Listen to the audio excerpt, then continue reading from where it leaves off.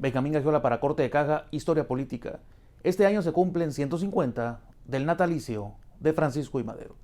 El originario de Parras, Coahuila, vino a sacudir el país allá, en los primeros años del siglo XX, cuando supuso que el dictador habría de caer por la vía democrática, Porfirio Díaz, pero hubo que hacer una revolución para que así fuera. Nadie le daba mucho a favor de ese hombre de pequeña estatura, pero de inmenso valor político como era el coahuilense. A 150 años de su nacimiento, es momento oportuno de hacer una serie de reflexiones para platicar quién era Francisco I. Madero, la circunstancia que le permitió incendiar al país y el legado político de ese hombre que cayó acribillado por las balas de la traición y el intento de restaurar del porfirismo sin Porfirio allá en 1913. Hablar de Francisco Madero es hablar de esos protohombres que hacen de la democracia una razón de ser. Y es que pocos creían realmente en la primera década del siglo XX que la democracia fuera la solución para poder combatir o limitar al porfiriato. La dictadura parecía efectivamente eterna. Era una dictadura que había llegado allá en 1877 al poder y que de entonces, con la simulación democrática, pero también con la gran inversión en el país, en comunicaciones, pacificación, inversión extranjera, minas, clases medias y demás, había dado un vuelco a la historia nacional.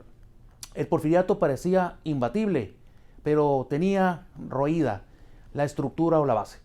Era difícil suponer que el porfiriato tendría que caer por una lucha democrática, y bien lo entendió Francisco I. Madero cuando, a petición personal, le externó al presidente eterno Díaz que la solución era, para poder transitar hacia la elección de 1910, que la vicepresidencia no cayera en un científico que, había que decirlo, era el sonorense Ramón Corral.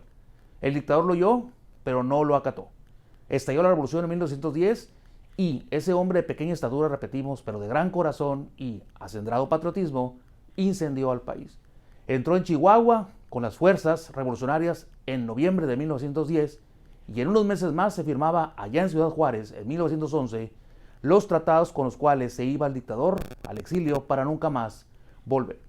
Porfirio Díaz reconoció que el tigre se había soltado y ese hombre era Francisco Madero, el que lo había dejado en libertad.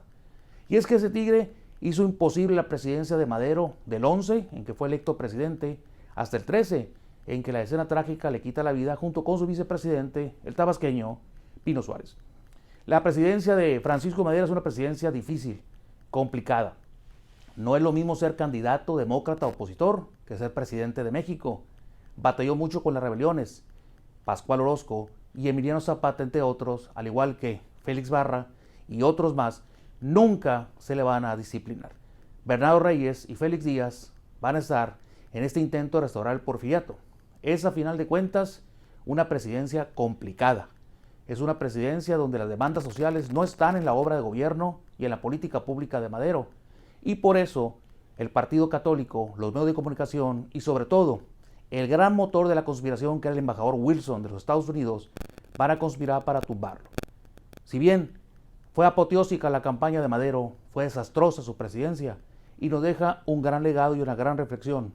Francisco Madero, a 150 años de su nacimiento, es el mejor ejemplo de que no es lo mismo ser opositor que ser gobernante en nuestro país.